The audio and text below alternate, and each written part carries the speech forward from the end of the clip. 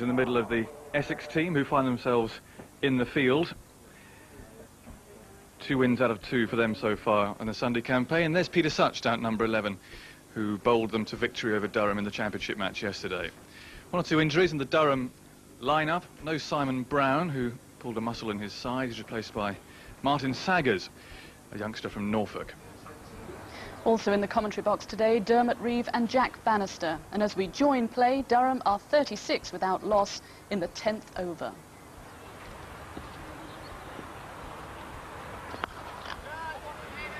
Should be out, and is, and the introduction of spin brings the first wicket.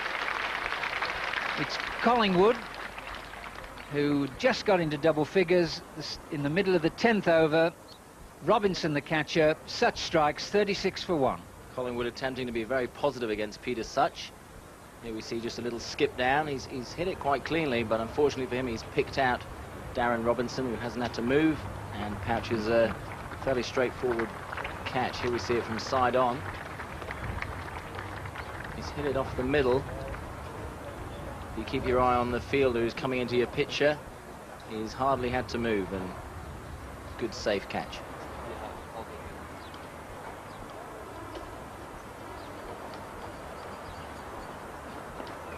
Well, that's well stumped. Beautifully stumped by Rollins, and revenge there for Peter Such.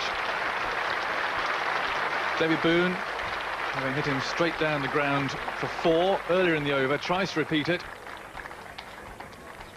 and pays the price. Well, this is a bit of a poor shot from David Boone, and one of his experience and quality. He's sort of a long way from the pitch of the ball. A man of his ability, you expect to have a little bit more experience. He doesn't go at the ball, he stays leg side and then has to hoik it because he's nowhere near the pitch. And that was as easy a dismissal as you could get. There's a mix-up here, and Morris is run out. Well, I think a sign of tiredness, really. Disappointing limp end to a fabulous innings from John Morris. It's a moment's hesitation, and I'm afraid it doesn't matter how many you've got on the board. If you hesitate, don't respond immediately, and there's a bit of a communication problem, then you're quickly on your way. But what an innings. And there's a good crowd here today in Chelmsford. Many of them have come down from the northeast, and they'll be delighted with John Morris's contribution this afternoon.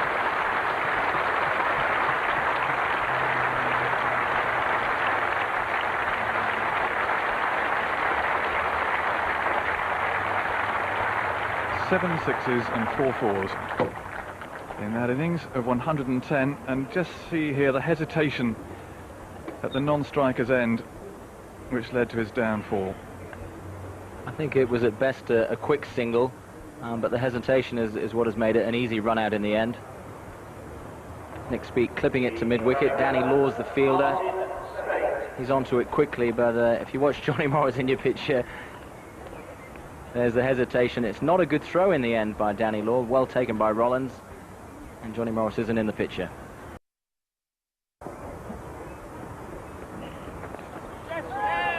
Well, there's a second stumping for Rollins, and Grayson there rewarded for still tossing the ball up, and he has had some stick today. But there, Nick Speake going for the big straight hit again. I think there might have been a little inside edge on this, and wouldn't surprise me if he's actually been given out caught. There's the ball with Rollins. He's definitely stumped. He's well out. The appeal does go to the square leg umpire.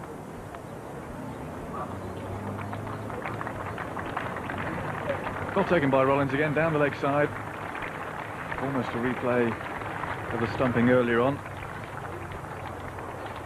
when Such enticed David Boone out of his ground.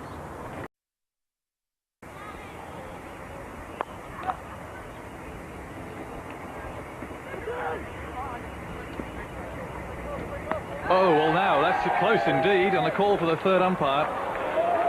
Real mix-up there between the batsmen again. I think Spate thought that Lewis had called. Mark Benson, recently retired, is the third umpire today. Well, I think he could be struggling here because he seemed to slip a bit and then take it easy, thinking he was going to get back quite easily, but in the end, I think the wicketkeeper might have beaten him.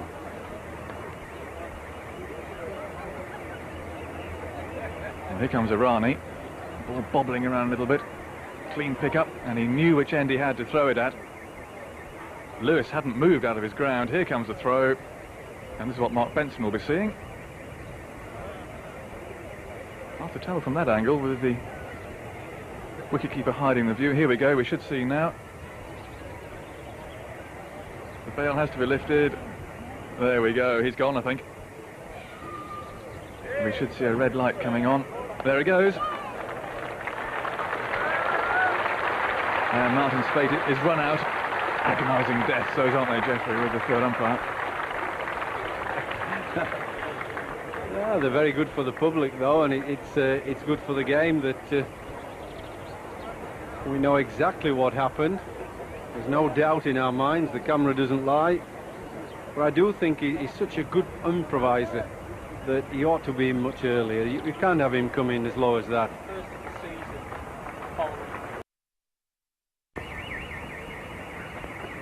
And there's Rollins again. That's his third stumping. And of course the run out from Martin's fade. And well done Paul Grayson, who has been hit all over the ground here. And Essex clearly had a plan that he would bowl at the end, regardless, it seems. He's gone for 6s and 4s. And there we are, he's still tossing the ball up. Yeah, spearing it towards the leg stump, though, you see. Wide of the crease he bowls. No real turn. You see, it just goes on with the arm. That's the normal way he bowls. Tries to tuck the batsman up towards the end of an innings. And that's a nice piece of work. And Durham in danger here of losing what was a good position. And Morris and Speak were going well.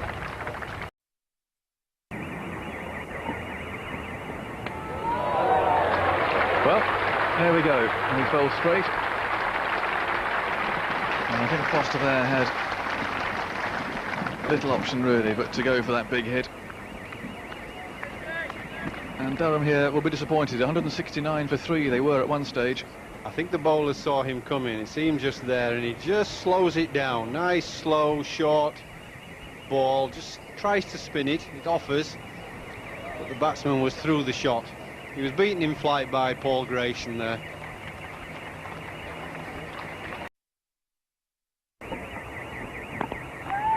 Is that another stumping? It is. Well, Robert Rollins has had a terrific day behind the stumps. An acknowledgement there from his teammate Paul Grayson, who again, we said earlier on, deserves a lot of credit here for coming back. He's been under fire throughout this spell of his. And he's kept chipping away. And I think that picture probably tells a story of how Essex feel about that total.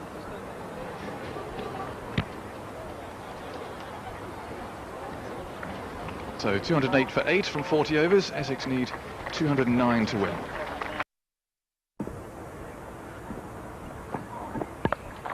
Out. Well, probably the least impressive ball that young Saggers has bowled, but it's got the wicket. And Pritchard goes 4 for 1.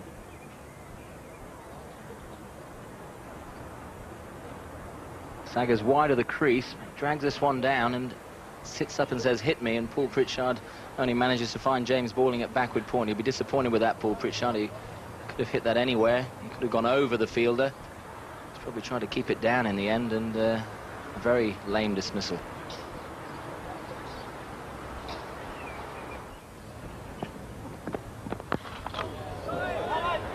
Could be out. And is. Caught by Collingwood. 29 for 2.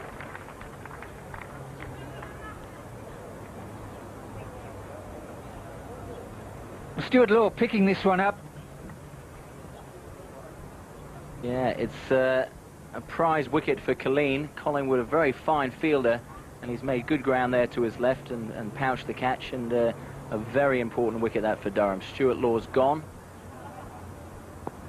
He's made 13, and it's now 29 for 2.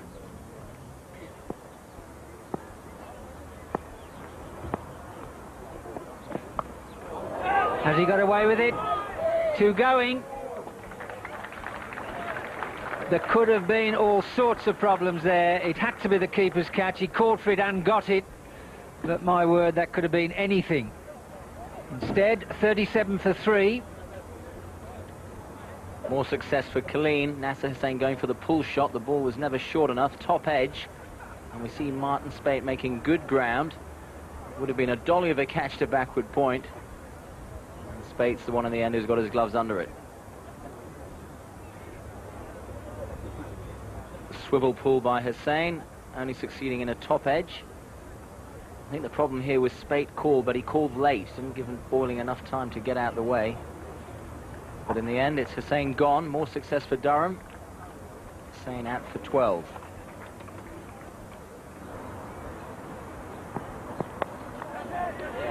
Also out.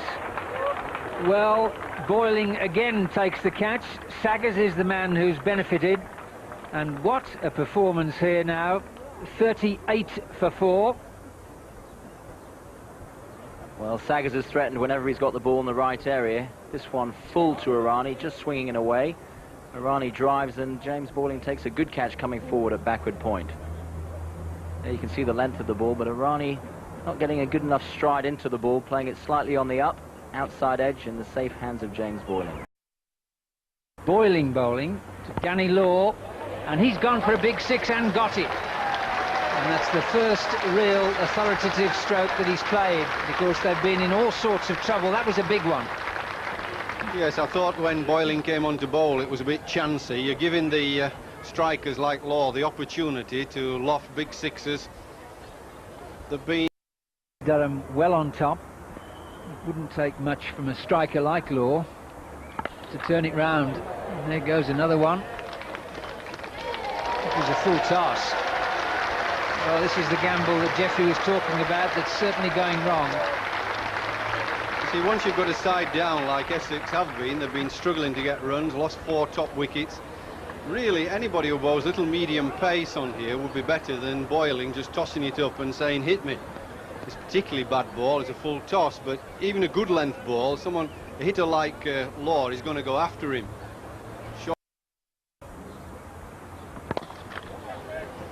He certainly hit the ball pretty hard, did Foster earlier on today. Yeah, he gives it a good smack. He's a big lad. I think he used to be a bouncer or something like that. He's a good striker of the ball.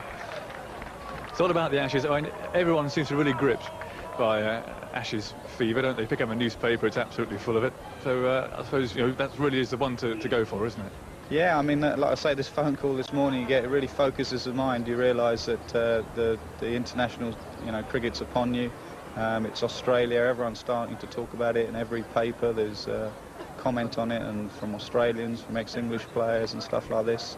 So there's a big buzz around town, but really it's up to us as individuals, either in the one-days coming up or in the test matches, to carrying stress fractures. So something must be wrong. They must be playing too much cricket or something. Well, Nasser, it's good to see you. Thanks ever so much for when you talked to us, and good luck getting back into the test side. I'm sure you will. A few runs anyway for the next 10 days or so should see you there, shouldn't it? Yeah, I need to work hard, get my head down, get into the season now, get some runs, and as I say, hopefully we'll all be right for Edgbaston. And again, the bowler's joined in, and he's given him this time. Now, whether or not there was any bat on that, but certainly the bowler added his appeal in as a second thought. The keeper was first up. Paul Grayson looked very disappointed at that. Was there any bat on it or not? Well, if there is an inside edge, you certainly can't tell from here, but it didn't look as he got an inside edge on the slow motion, and it did look to nip back quite a lot. I mean, I don't know as it was too high, but it did nip back a lot as that. No wonder he's a little disappointed. I don't think he nicked it, though. Whatever it was a good wicket for Durham. The the square boundaries are here at Chelmsford compared with the straight ones. Whichever you go there, that's 4 runs.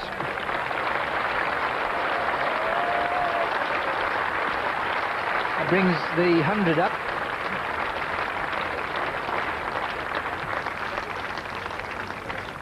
Foster bowling too full, also giving Law room to get his hands through the ball. He's picked his gap over extra cover. Good power. Foster's really got to try and drop back onto a good line and length. That's a good shot. Your mid-arms wide as he is, looking to save the push single, then you're at the mercy of a straight drive like that. The Durham bowler's just over pitching here. That's good timing from Darren Robinson. Hitting the ball past mid-on's left hand. Lovely straight bat. Not much of a follow-through, just a punchy on drive. It's over from Foster. Only 3 from it so far. Oh, that's ruined it for him. Nice bisection, and there's 4. So 7 off the over. That bit of pressure he created, gone. So we've referred to a mis-stumping that Martin Spate didn't nail down. This was against Paul Graceman. He was 3, the score was only 59, and the partnership was only worth 21.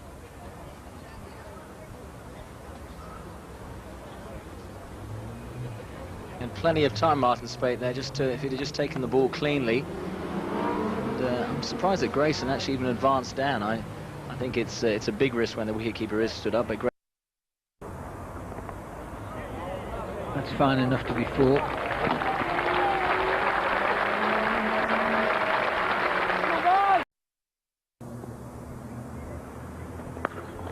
Well, that is a big hit to the longest part of the ground. The man's circling, but it's gone into the tent. Wonderful hit. It's as long as they come. Well, Boone gambled, Boyling gambled, and Law so far is cashing the chips in. That takes him to 54 of 52 balls. And in the end, he's won the gamble by probably only 10 yards. That's just cleared deep mid-wicket. A wonderful strike to the longest part of the ground, straight out the middle of the bat.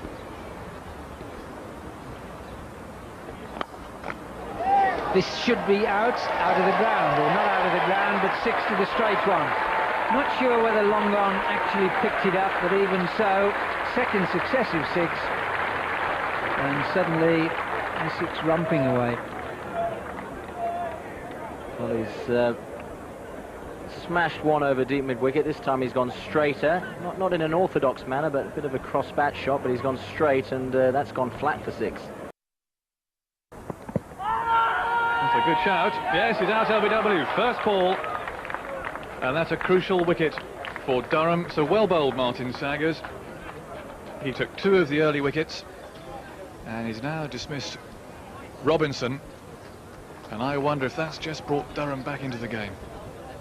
It's bowled from quite wide on the crease, but can't be much doubt about that. That would have flattened leg stump. Good decision by Alan Whitehead, and Saggers has got his 3rd wicket. He was fairly wayward early on, but he did pick up 2 wickets, and he's right on the button with his first delivery. Robinson out, LBW for 27, and Was a chance. Oh, and he's grabbed it. And Saggers, who's now taken his 4th wicket, that's a Sunday best for him, knows the importance of that. A rather rueful Robert Rollins, departing 161 for 7, still a long way to go, 48 more runs required, and this is a good catch. Yes, he's deserved his wickets. He's kept the line and length, roundabout, off stump, off and middle, just made it swing away and occasionally nip back, and slowly but surely the batsmen have got themselves out. He just bowled the length, you see, not tried to do anything special or clever, just turned the batsman round, a sort of thickish outside edge, and a nice neat diving catch.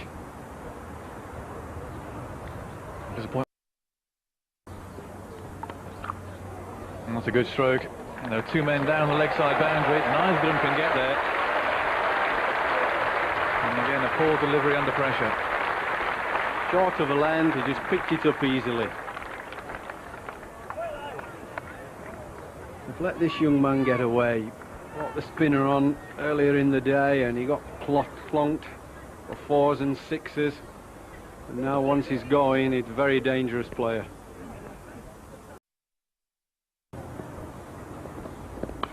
That's in the air down to third man. A crucial catch taken. Well, look at that. Well, that's Foster who's taken the catch. Well, he knows what a big wicket that was. It was almost a wide, really. The batsman couldn't resist it at this stage of the game. You go after everything, so you can't blame him for that.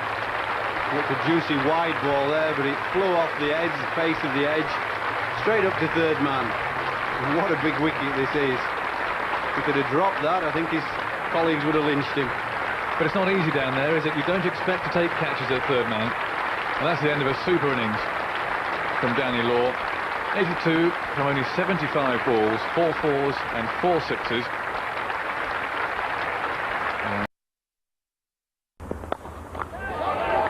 That's a super shot. A chase here for John Morris. And that's 4 runs. What a cracker that was. Oh. I won't see many better than that in Test match cricket. That was a wonderful cover drive.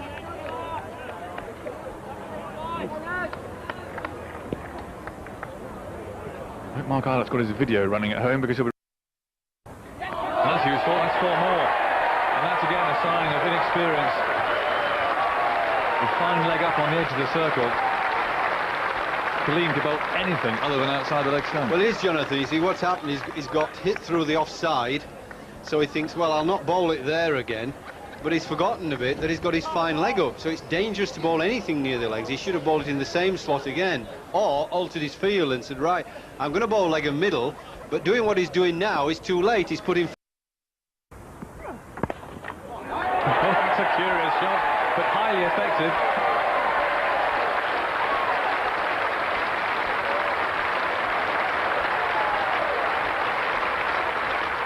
Out of the blue, that one, Jeffrey. Oh, he just smacked that out of sight. Just took it on length, outside off stump, bang. I think he could be the star tonight in the bar. Well, that shot and 1 or 2 he's played, I think he might get a few drinks bought by his mate tonight. He's played. Well, Boone's brought his field in now. 3 runs required.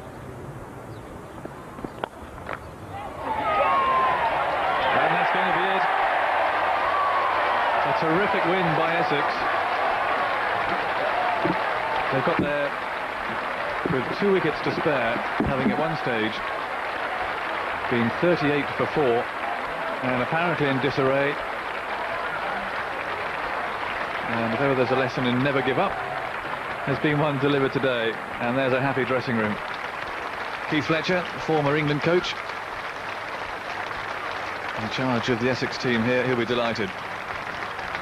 I think it was a really good effort by Danny Law and the tail-enders who kept their cool. Even when Law went, they were very sensible, really, at the end. That's the Essex reply.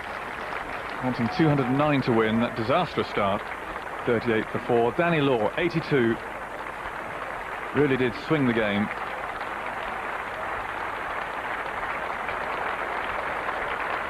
And